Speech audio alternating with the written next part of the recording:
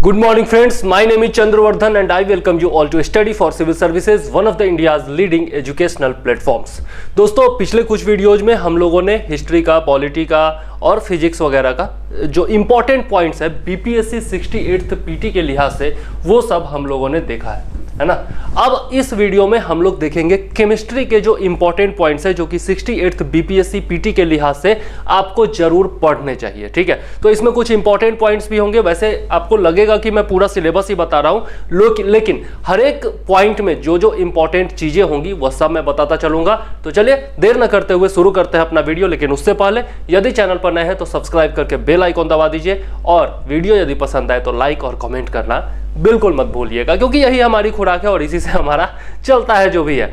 ठीक है, एनर्जी मिलती है। तो चलिए देखते हैं। सबसे पहला जो है आपका रासायनिक सूत्र एवं बंधन। जी हाँ, रासायनिक सूत्र एवं बंधन से केमिकल फॉर्मूला जो होते हैं और जो केमिकल बॉन्डिंग होती है, इससे निश्चित रूप से सवाल पूछे जा रहे हैं, थोड़ा डीप में जाकर के पूछे जा रहे हैं ना। तो लूसेंट का साइंस निकालिए, वहां से यह चैप्टर निकालिए और पूरा का पूरा पढ़ डालिए। ठीक है, कौन जैसे दे देगा आपका, मान लिया बेंजीन के बारे में दे देगा, पूछ देगा कि इसमें कौन सा रासायनिक बंधन है। ठीक है, या फिर सिग्मा बॉन्ड, पाई बॉन्ड की संख्या कितनी है, ये सब तरह का थोड़ा सा डीप में जाकर के क्वेश्चन यहां से पूछा जा रहा है। तो रासायनिक सूत्र और बंधन ये टोटल आपको पता होना चाहिए। रासायनिक सूत्र दे देगा, कौन सा आपका फॉर्मूला दे देगा, पूछेगा कौन सा आपका अम्ल है, कौन सा क्षार है, कौन सा लवण है, या फिर धातु का संयोग जब अम्ल से कराएंगे या क्षार से कराएंगे तो क्या रिएक्शन होगा। इस तरह का क्वेश्चन जरूर पूछा जा रहा है आजकल, तो ये ध्यान रखिएगा। ठीक है, इसके बाद कार्बन और इसके यौगिकों के बारे में क्वेश्चन पूछा जाता है। जी हाँ, कार्बन और इसके यौगिकों से निश्चित तौर पर क्वेश्चन पूछा जाता है। आप जानते हैं अधिकतर जो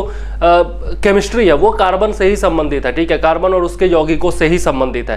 तो इस कार्बन के यौगिकों के बारे में निश्चित तौर पर आप पढ़ लीजिएगा, उनकी विशेषताओं के बारे में पढ़ लीजिएगा। जैसे आपका हीरा है, ग्रेफाइट है, कोयला है, इन सब चीजों के बारे में बार बार क्वेश्चन पूछा जाता रहा है। ठीक है, और किस तरीके से कार्बन में आपका अलग अलग संयोजकता पाई जाती है, अलग अलग उसका वैलेंसी होता है और उस हिसाब से कार्बन किस प्रकार से रिएक्ट करता है, यह सब क्वेश्चन निश्चित तौर पर पूछा जाता है। तो कार्बन और इसके यौगिक मेनली यहाँ पर कह सकते हैं कि हाइड्रोकार्बन्स। जी हाँ, यहाँ पर जो है हाइड्रोकार्बन्स के बारे में भी आपको पढ़ना है। ठीक है, हाइड्रोकार्बन्स के बारे में भी पढ़ना है, जिसमें अल्कोहल वगैरह आता है, इथाइल अल्कोहल जिससे शराब भी बनता है। तो ये सब जो है आपको निश्चित तौर पर पढ़ लेना है। मीथेन, इथेन, प्रोपेन, ब्यूटेन और इस तरीके से जो बनता है, मीथेन होता है, मीथेन होता है, किसमें ईन होता है कि उसका फॉर्मूला CnH2n+1 हो गया, CnH2n-2 हो गया, CnH2n+2 हो गया। इस तरह से जो फॉर्मूले होते हैं कार्बन और इसके यौगिकों के, वो निश्चित तौर पर आपको देख लेना है।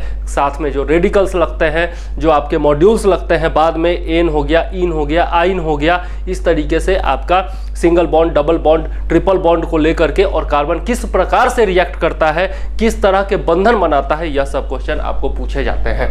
इसके बाद विभिन्न रसायनों के नाम पूछे जाते हैं। जैसे आपका ब्लू विट्रियोल है, नीला थोथा है, उसका रासायनिक सूत्र क्या है। ठीक है, रासायनिक सूत्र पूछा जाता है क्या है, और उसका व्यावसायिक नाम जो है वो भी पूछा जाता है। जैसे प्लास्टर ऑफ पेरिस है, ठीक है, या फिर संगमरमर है, या फिर कली चूना है, बेकिंग पाउडर है, आपका धोबिया सोडा है, इन सब का व्यावसायिक नाम भी पूछा जाता है और आपका केमिकल फॉर्मूला वगैरह भी पूछा जाता है। तो निश्चित तौर पर आप ध्यान रखिएगा किसमें कौन कौन से तत्वों से मिलकर के कौन बना है। मान लिया कि सीमेंट है, सीमेंट में कौन कौन से तत्व पाए जाते हैं। ठीक है, तो ये इस तरह का क्वेश्चन निश्चित तौर पर पूछा जा रहा है।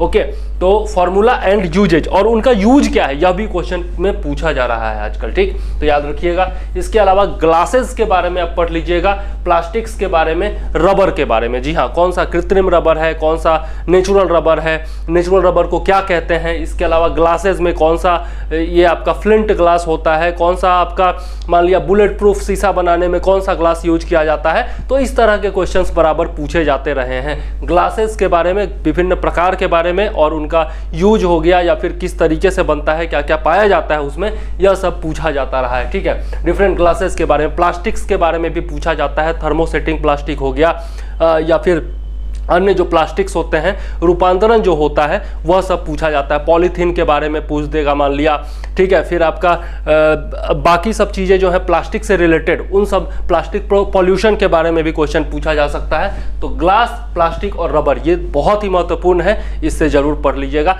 लूसेंट में आपको सब मिल जाएगा, लूसेंट में जितना दिया हुआ है उतना पढ़िए, उससे ज़्यादा पढ़ने की जरूरत नहीं है। या फिर आप स्टडी फॉर सिविल सर्विसेज के नोट्स ले सकते हैं, हमारे नोट्स बेहतरीन है, उससे बाहर तो आने का सवाल ही नहीं है। बहुत ही डिटेल में बहुत ही बेहतरीन नोट्स हमने तैयार किया है आपके लिए, तो जरूर हमारे पेड ग्रुप से जुड़िए। इसके अलावा acid, bases and salts, different chemicals के साथ एसिड, बेसेज और साल्ट्स का जो रिएक्शन होता है विभिन्न तत्वों के साथ, विभिन्न यौगिकों के साथ, यह सब जरूर क्वेश्चन पूछा जाता है। एसिड, बेसेज और साल्ट, कौन सा स्ट्रॉन्ग एसिड है, कौन सा वीक एसिड है, कौन सा स्ट्रॉन्ग बेस है, कौन सा वीक बेस है, यह सब चीजें बेसिक्स जो है वो आपको पता होनी चाहिए। एसिड, बेसेज और साल्ट किसके साथ कैसा रिएक्शन करता है वो भी आपको पता होना चाहिए, ठीक है। इसके अलावा एटॉमिक कॉन्फ़िगरेशन, जी हाँ, atomic configuration and periodic table, ये तो बेसिक चैप्टर है आपका एटॉम्स के बारे में, मॉलिक्यूल्स के बारे में, जो आपका इलेक्ट्रॉनिक कॉन्फ़िगरेशन होता है, जो ऑफ बाउ प्रिंसिपल होता है, इन सब चीज़ों के बारे में आपको निश्चित तौर पर पता होना चाहिए। पीरियोडिक टेबल के बारे में पता होना चाहिए।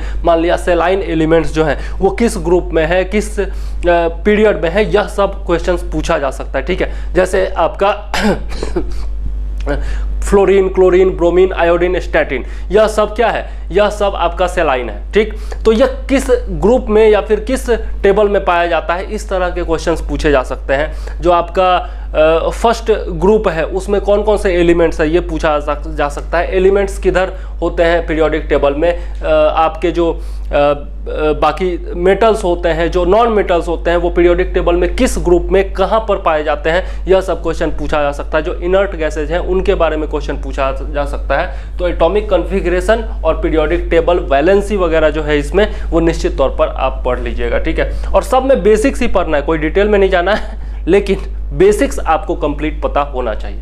इसके बाद है आपका एलिमेंट्स, कंपाउंड्स एंड मिक्सचर। जी हाँ, एलिमेंट, कंपाउंड और मिक्सचर में कंप्लीट क्लासिफिकेशन आपको पता होना चाहिए। कौन सा एलिमेंट है, उसकी क्वालिटी क्या है, उसकी प्रॉपर्टी क्या है। कंपाउंड है कोई तो उसका प्रॉपर्टी क्या होता है। हेट्रोजेनस कंपाउंड कौन सा, सॉरी आपका हेट्रोजेनस मिक्सचर कौन सा होता है। मिक्सचर्स के बारे में भी, अलग अलग तरह के जो मिक्सचर होते हैं उनके बारे में भी आपको पता होना चाहिए। मिक्सचर अगर कोई है, जैसे कंपाउंड है तो उसको तो रासायनिक फॉर्मूला से अलग करेंगे, लेकिन मिक्सचर्स को अलग करने के लिए अलग अलग प्रक्रिया आती है। तो किस प्रक्रिया से किस मिक्सचर को अलग किया जा सकता है, यह सब क्वेश्चन निश्चित तौर पर आपसे पूछा जाता है, तो आप जरूर याद रखिएगा, ठीक है।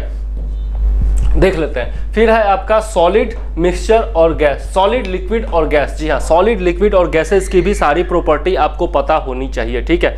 निश्चित तौर पर इसके बारे में पढ़ लीजिएगा। सॉलिड, लिक्विड और गैसेस के बारे में सारा प्रॉपर्टी आपको पता होना चाहिए। किसका वॉल्यूम डेफिनिट होता है, किसका साइज जो होता है या शेप जो होता है वो डेफिनिट होता है। तो ये कंप्लीट क्लासिफिकेशन या फिर डिस्टिंक्शन आपको पता होना चाहिए सॉलिड, लिक्विड और गैसेस के बारे में और इसके डिफरेंट प्रॉपर्टीज के बारे में, ठीक है। इसके बाद आपका न्यूक्लियर फिजन और फ्यूजन जो है यह भी बहुत ही इंपॉर्टेंट है। सूर्य में क्या होता है, सूर्य में क्या होता है, हाइड्रोजन, दो हाइड्रोजन एटम मिलकर के एक हीलियम एटम बनाता है। वहां पर उसको क्या कहते हैं, फिजन कहते हैं या फ्यूजन कहते हैं। या फिर परमाणु बम जो बनता है उसमें क्या होता है, फिजन होता है या फ्यूजन होता है। एटॉमिक रिएक्टर जो होता है उसमें मंदक के रूप में किसका इस्तेमाल किया जाता है, यह सब क्वेश्चन बराबर पूछा जाता है। तो न्यूक्लियर फ्यूजन हो गया, फिजन हो गया और न्यूक्लियर रिएक्टर, इसके बारे में भी आप जरूर पढ़ लीजिएगा, ठीक है। उसके बाद गैस लॉज जो है, गैस लॉज जो है जैसे जिसको PV = nRT कहा जाता है। चार्ल्स लॉ और बॉयल्स लॉ दोनों को मिला करके PV = nRT करके